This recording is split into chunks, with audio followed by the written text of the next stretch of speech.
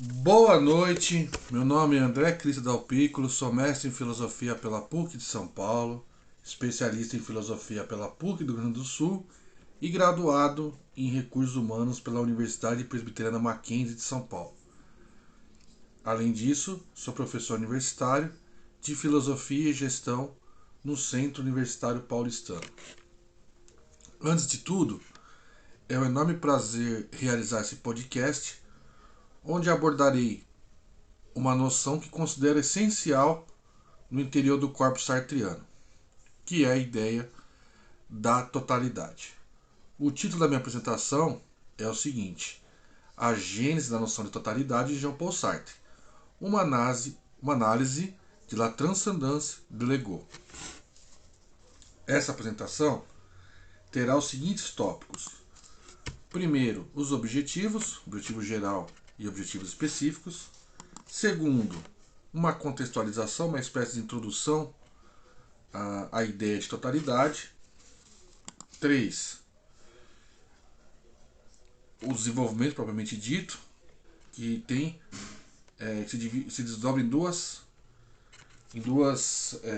etapas. Primeiro, a exteriorização da consciência e, por fim,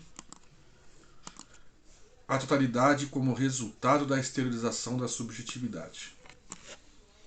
Iniciando a apresentação propriamente dito, o primeiro tópico se refere aos objetivos.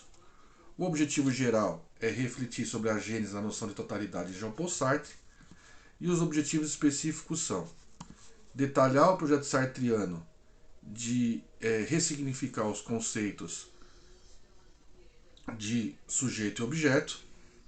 2. Especificar as características da exteriorização, da autounificação e da individualidade da consciência. 3.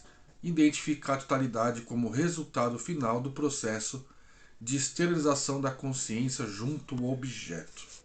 Perfeito. Iniciando agora o tópico referente à contextualização, eu gostaria de recapitular uma citação do tomo 2 da Critique de la Raison Dialectique, mais especificamente na página 453. Por quê? Porque nessa página, Jean-Paul Sartre realiza a última reflexão em torno da ideia de totalização. 2 pontos, abre aspas para a citação. Trata-se de uma temporalização, isto é, de uma passagem interior do menos ao mais, do mais ao menos, de uma qualidade a uma quantidade e vice-versa. Isso significa que, 4 itens na verdade, 4 tópicos, né? A totalização jamais será finalizada, primeiro tópico. 2. A destotalização não conduzirá jamais à destotalidade. Tópico 3. A destotalização é um produto da totalização que sempre a torna precária. E tópico 4. A totalização é em si mesma um produto da destotalização. Fecho aspas. Por que eu trouxe essa citação? Por causa do tópico 1. A totalização jamais será finalizada. E a partir disso, eu realizo a seguinte pergunta: por que essa totalização jamais poderá se constituir como totalidade?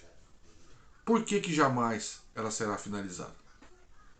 Para responder essa questão, acredito que é necessário localizar as origens das noções de totalização e de totalidade no interior do corpo sartreano, mais especificamente no primeiro texto, La Transcendance de l'ego.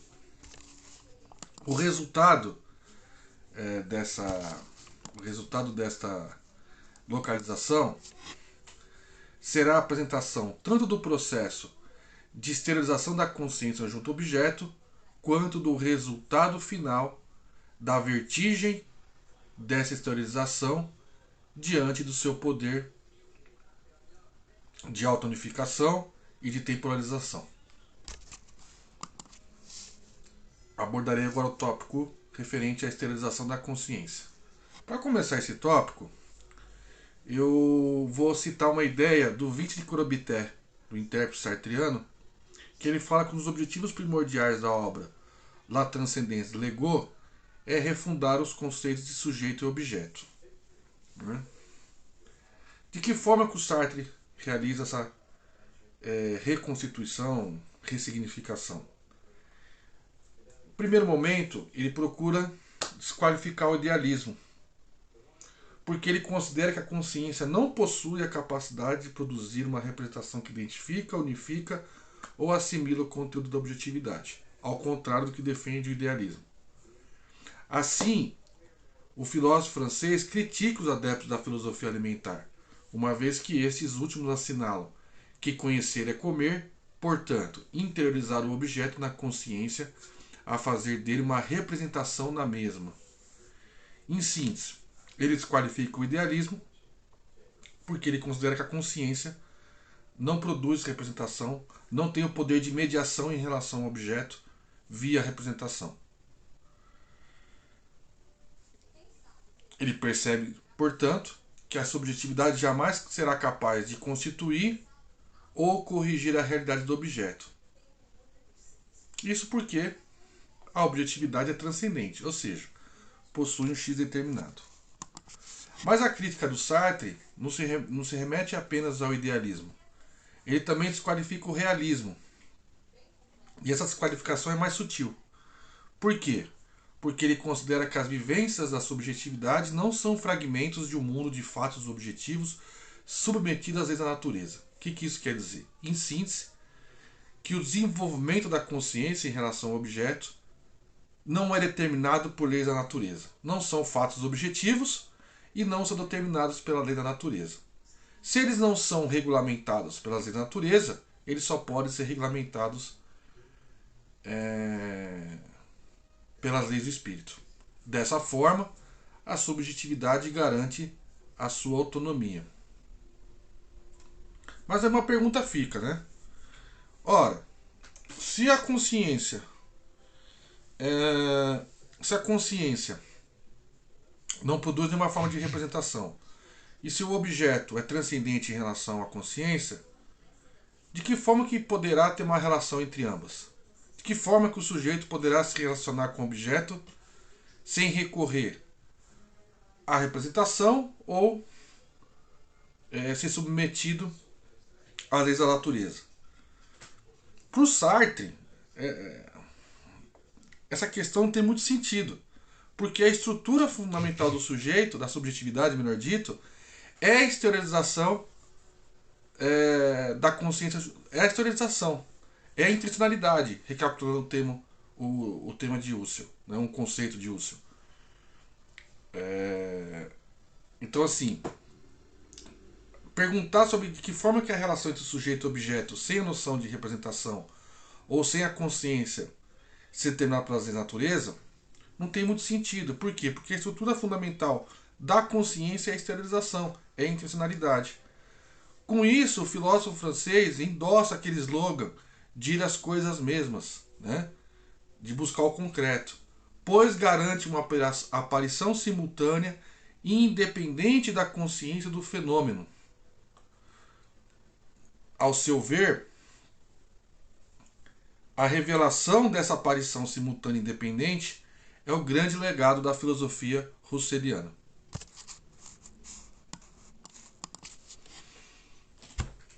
Agora, eu detalhei, né, o Sartre detalhou que o sujeito não produz representação do objeto, não tem poder de mediação.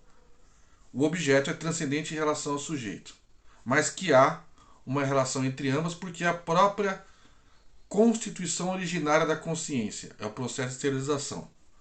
Aí vem uma pergunta: de que modo a consciência opera a unificação das suas vivências quando se exterioriza? Ou seja, de que forma que ela unifica as suas vivências passadas? Para iniciar essa resposta, tem que esclarecer que a unificação não é realizada pela estrutura formal do eu penso, já que esta última não pode, em hipótese nenhuma, habitar a consciência.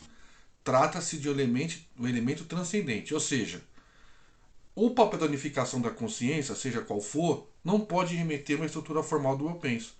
Porque se realizar essa remissão, vai suprimir a característica fundamental da exteriorização, que é justamente a espontaneidade. O se dirigir a.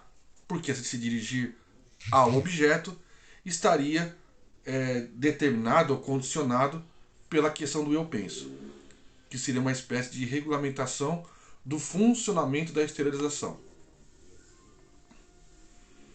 Ora, se não é o eu penso como estrutura formal que realiza a unificação das vivências da consciência, quem que realiza esse processo de unificação? De acordo com o Jean-Paul Sartre, é a própria exteriorização da consciência que opera. Ou seja, é a própria consciência que realiza o processo de auto-unificação. Ela consegue realizar isso porque ela tem o si como estrutura não posicional, ou seja, a consciência, a subjetividade, em primeira análise, direção ao objeto, mas a direção ao objeto tendo o si como estrutura não posicional. Não se coloca de forma tética, né? É não tética.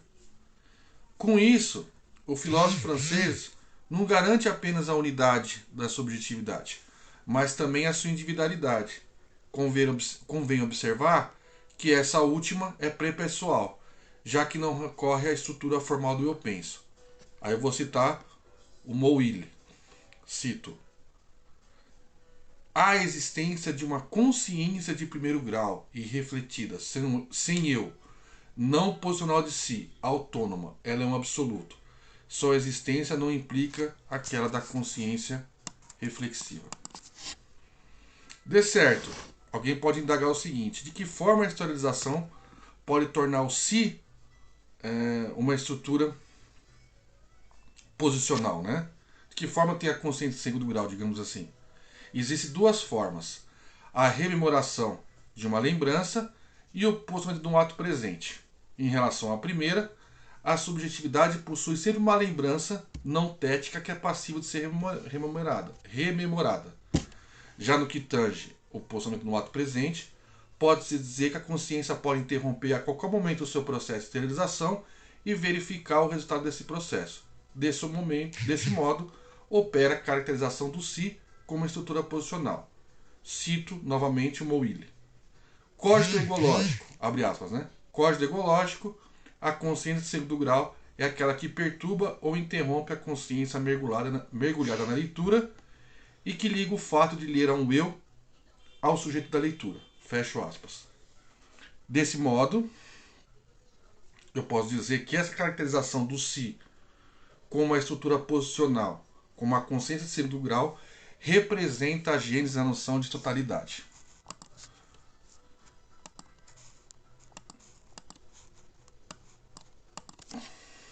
Mas assim, é a única forma, quer dizer, eu quero a caracterização a caracterização do si como posicional é a única forma de aparição da totalidade no texto La Transcendance de Legault? Não. Isso não é. Existe uma outra forma de aparição que está relacionada à consolidação do ego psíquico. Para entendê-la, é preciso admitir que a esterilização pode sentir uma espécie de vertigem diante do seu poder de unificação e temporalização. Com isso, pode recorrer a uma ação mágica para ocultar essa vertigem. Ou seja, a esterilização no seu processo de unificação, ela pode sentir uma espécie de vertigem diante do seu poder de unificação e temporalização. E aí ela vai recorrer a um poder mágico, uma ação mágica. O resultado final dessa ação mágica é a caracterização do si como elemento posicional. Não. O resultado final dessa ação não é a caracterização do si como elemento posicional, mas do eu penso como fundamento dos estados das ações e das qualidades da subjetividade. É a constituição do ego psíquico. Para finalizar, retomo uma ideia do intérprete da transcendência do ego, da versão portuguesa. Pedro Alves. A construção do ego psíquico, sartriano, pode explicar a atitude natural da condição humana, além de detalhar a uma falta de motivo para operar a redução fenomenológica. Com isso eu encerro esse podcast e agradeço a todos. Um abraço.